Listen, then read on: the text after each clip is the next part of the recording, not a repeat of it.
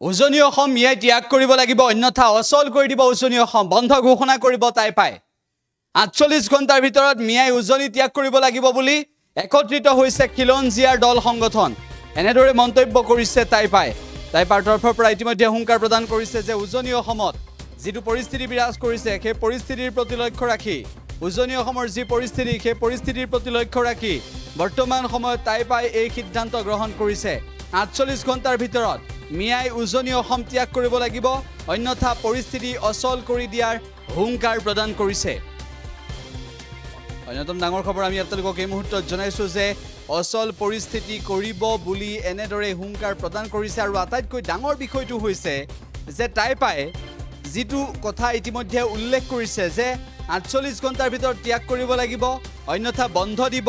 একেটা সময়তে তেওঁলোকে উল্লেখ কৰিছে যে বৰ্তমান সময়ত খিলঞ্জীয়া জাতি জনগোষ্ঠী তথা দল সংগঠন একত্ৰিত হৈছে আৰু যিসকল লোক এতিয়াও আঁতৰি অহা নাই উজনি অসমৰ পৰা সেইসকলক আঁতৰাই পঠিয়াবলৈ ঐক্যবদ্ধ হৈছে গ্ৰেপ্তাৰ দাবী উত্থাপন হৈছে মিয়া জনগোষ্ঠীৰ লোকে তাইপাৰ কৰ্মীক আক্ৰমণ কৰিবলৈ বিচাৰিছে বুলিও ডাঙৰ অভিযোগ উত্থাপন কৰিছে তাইপাৰ কৰ্মীক আক্ৰমণ কৰিব বিচৰা হৈছে বুলি কৈছে আৰু তাৰ পিছত এই উত্তাল প্ৰতিবাদী কাৰ্যসূচী ৰূপায়ণ কৰিছে এই মুহূৰ্তটো এনে ধৰণৰ উত্তাল প্ৰতিবাদ অব্যাহত আছে উল্লেখ্য বিষয়টো হৈছে যে আজি দিনৰ ভাগৰ পৰা এই পৰিস্থিতি বিৰাজ কৰিছিল দিনৰ ভাগতো আমি আপোনালোকক জনাইছিলোঁ কিন্তু সন্ধিয়াৰ ভাগলৈও এই পৰিস্থিতি কেন্দ্ৰ কৰি উত্তাল হৈ আছে সোণাৰী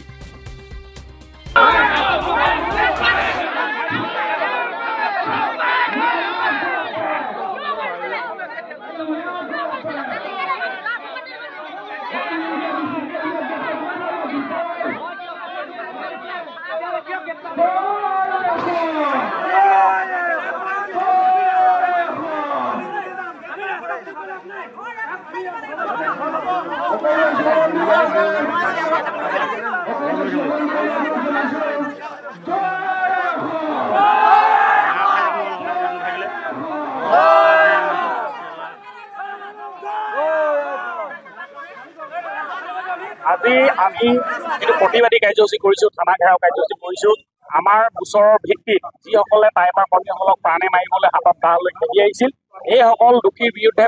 কঠোৰ আইনী ব্যৱস্থা গ্ৰহণ কৰিব লাগিব আমি ৪৮ ঘণ্টা সময় বান্ধি দিছোঁ আৰু যদি এই ৪৮ ঘণ্টাৰ ভিতৰত যদি এই দোষী কৰায়ত্ব নহয় বা আইনী ব্যৱস্থা গ্ৰহণ নহয় তেতিয়াহ'লে ৯ আগষ্টৰ পৰা ১০০ ঘণ্টীয়া চৰাইদেউ জিলা বন্ধ কাৰ্যসূচী ল'ম আৰু পৰৱৰ্তী পৰ্যায়ত সমগ্ৰ উজনি অসম ধৰি এই প্ৰতিবাদৰ কাৰ্যসূচী ধাৰাবাহিক ৰূপত চলিব গতিকে আমি আজি আৰক্ষী প্ৰশাসনক জিলা প্ৰশাসনক আমি আহ্বান জনাইছোঁ সকীয়াই দিছোঁ যাতে আমাৰ যিটো দাবী এই দাবীটো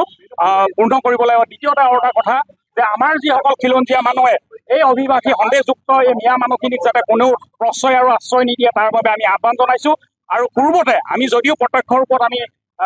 অভিযান চলোৱা নাছিলোঁ এতিয়া কিন্তু আমি প্ৰশাসনক লগত লৈ আমি প্ৰত্যক্ষ ৰূপত আমি অভিযান চলাম আৰু প্ৰশাসনক যদি আমি দেখুৱাই দিয়াৰ পাছতো যদি এই অবৈধ নাগৰিকৰ বিৰুদ্ধে তেওঁলোকে কোনো ধৰণৰ ব্যৱস্থা গ্ৰহণ নকৰে তেতিয়াহ'লে টাই আহোম যুৱ পৰিষদে নিজাববীয়া সাংগঠনিক এটা ব্যৱস্থা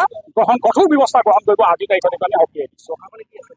প্ৰশাসনক আমি ৪৮ ঘণ্টা আমি সময় দিছোঁ প্ৰশাসনে কৈছে যে আমি আইনৰ ভিতৰত যিখিনি প্ৰভিজন আছে প্ৰভিজন অনুসৰি তেওঁলোকৰ ওপৰত ব্যৱস্থা গ্ৰহণ কৰিম বুলি আমাক আশ্বাস দিছে যদি তেওঁলোকে আশ্বাস পূৰণ নকৰে তেতিয়াহ'লে কিন্তু ভাবিলে ভুল হ'ব আজি আমি প্ৰতিবাদ কৰি আমি সামৰিছোঁ কিন্তু এই প্ৰতিবাদ ভয়ংকৰ ৰূপত শক্তিশালী ৰূপত কিন্তু উজনি অসমত চলিব সোণাৰী নগৰত যিহেতু বেদখল হৈ আছে বুলি অভিযোগ উত্থাপন হৈছে সোণাৰী নগৰ দেৰি বজাৰত আপোনাৰ সুবিধা মাতি বেদখল হৈ আছে চাওক চৰকাৰে শেহতীয়াকৈ বেদখল মুক্ত কৰিবৰ কাৰণে যি ধৰণৰ শক্তিশালী প্ৰচেষ্টা লৈছে আমি টাই আহোম যুৱ পৰিষদে চৰকাৰক আমি অভিনন্দন জনাইছোঁ ধন্যবাদ জনাইছোঁ আৰু চৰকাৰৰ পক্ষত আমি আছোঁ এই ক্ষেত্ৰত অবৈধ বেদখল উচ্ছেদৰ ক্ষেত্ৰত আৰু তেখেতসকলে বাছি কেইটামান জেগাত কৰিলে নহ'ব আমাৰ উজনি অসমৰ প্ৰাণকেন্দ্ৰ স্বৰূপ শিৱসাগৰ চৰাইদেউ গোলাঘাট ডিব্ৰুগড়ৰ পৰা আদি কৰি উজনি অসমৰ যিবিলাক ঠাই আছে এইবিলাক বেদখলমুক্ত কৰিব লাগিব সোণাৰী নগৰত জিলা প্ৰশাসনৰ প্ৰাণকেন্দ্ৰৰ ওচৰতে যিবিলাক বেদখল হৈছে এই বেদখলবিলাক অতি শীঘ্ৰে যাতে অনাগত ১০০ ঘণ্টাৰ ভিতৰতে যাতে বেদখল উচ্ছেদ কৰে তাৰ প্ৰতি আজি আমি আহ্বান জনাইছোঁ